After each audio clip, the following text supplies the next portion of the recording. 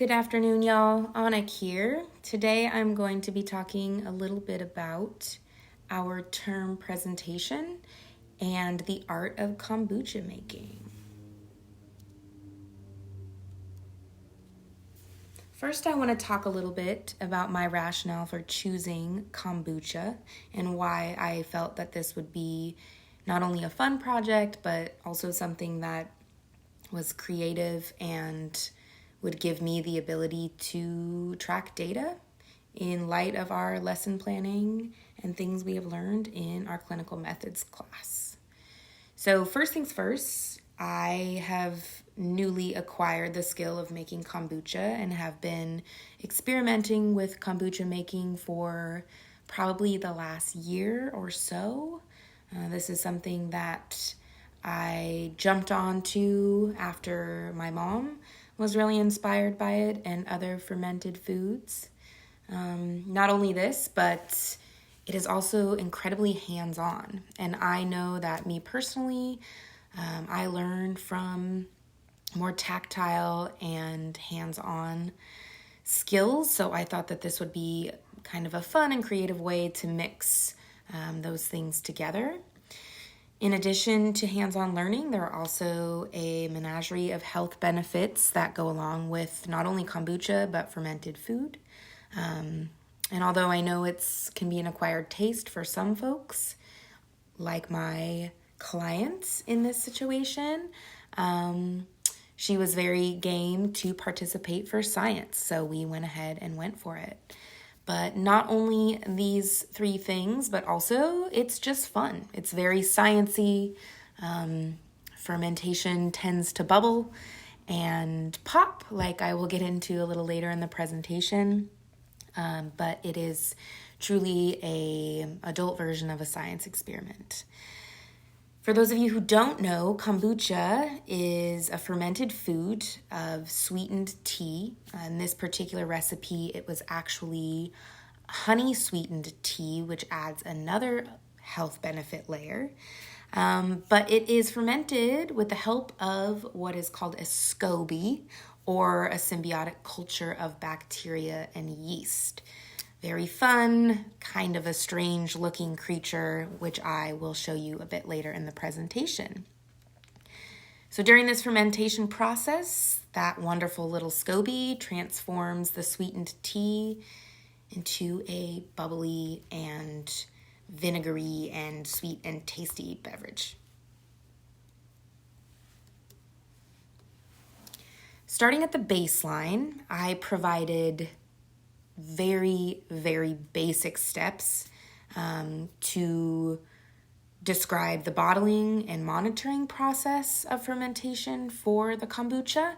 And I was looking for three particular steps: the straining, the sealing of the bottles, and the carbonation check, which went over the course of 3 days. The scoring that I decided to manipulate, which was a bit tricky, but I managed to figure out a 5-point system that the client would receive a single point for the strain, a point for the seal, and then the initial carbonation check, plus the additional 2 days. The client may earn up to 2 additional points in the following 2-day carbonation check. Seems a little wordy having it on the slides, but I will walk through kind of my basic data sheet or data formula that I used to keep track of the progress. So like I mentioned, the scoring was based off a total 5-point system. The client received 1 point for the strain, a point for the seal, and then the initial carbonation check. Those were the 3 kind of primary points. The client then may earn up to 2 additional points in the following 2-day carbonation check.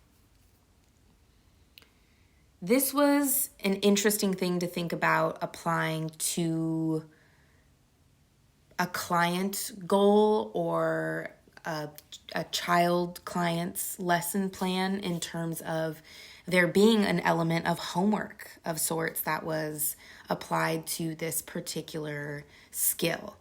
So that was something initially that I thought would be very simple to apply and keep track of, but as I went through the process, I found it kind of challenging to obviously personally not necessarily monitor what my client was doing.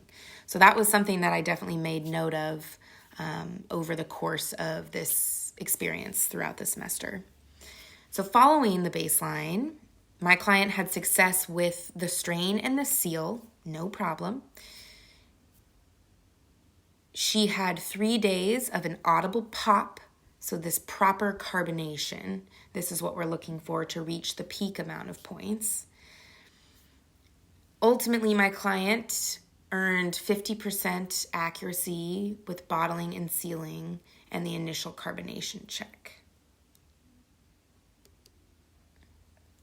This gives you a little idea of how I was taking my data. So here we have the bottle 1. You have the 1 point for the strain, 1 point for the seal, and then you have the initial carbonation check, day 1, day 2, day 3. As you can see, baseline data suggests that we were executing excellently at the strain and seal, but need to work on the carbonation check and fermentation monitoring.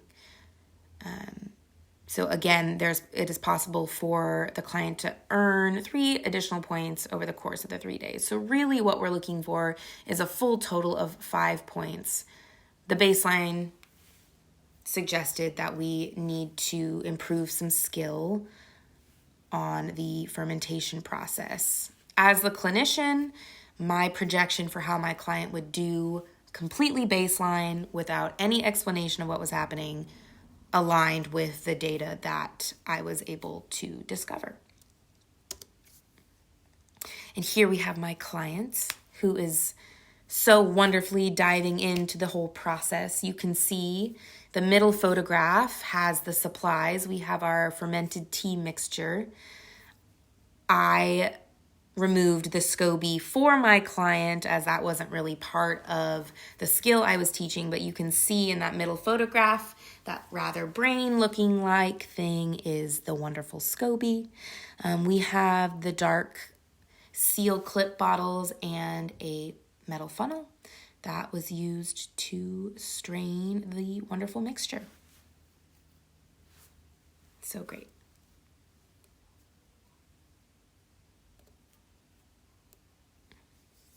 And next, I'm going to show you a baseline sketch of our friend Isabel.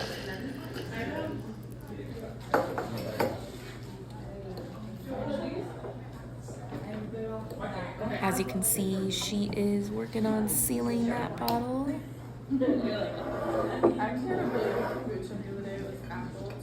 Really going for it. She really dove into the whole process. Bubbles, yay. It was from the Trader Joe's. I made a bag. Oh, is this what the bag is? Excellent. So that gave you kind of a peek into the demonstration or the actual process of what I was looking for. Even at baseline, Isabel did an excellent job.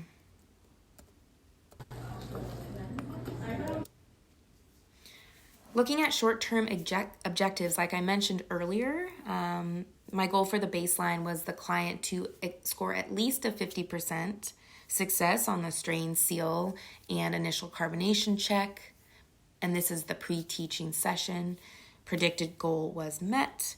Again, because the kombucha process is rather nuanced, I was pretty flexible with where I felt my client might score in terms of points. And as we moved into our post-test, the client, I was hopeful my client will increase their strain, seal, and carbonation check score from a 50% to a 100% success with verbal cues if needed. And in fact, the goal was met without verbal cues needed at all. there was a lot of improvement, which was really exciting to watch. Moving into my teach session 1, from the baseline, as most of us participated, there was little to no description verbally of what was going on, as that was the intention of the baseline. So for my teach session 1, I was specific to highlight the why, the rationale behind why we are learning this skill, the importance of learning the skill. And this was in hopes to encourage my client's interest and engagement in the activity as a whole. So I was able to focus on sharing and including her in background information of not only kombucha in general, but the fermentation process. So we touched less on the physical act of the straining and sealing because I felt that my client delivered spectacularly through the baseline demonstration.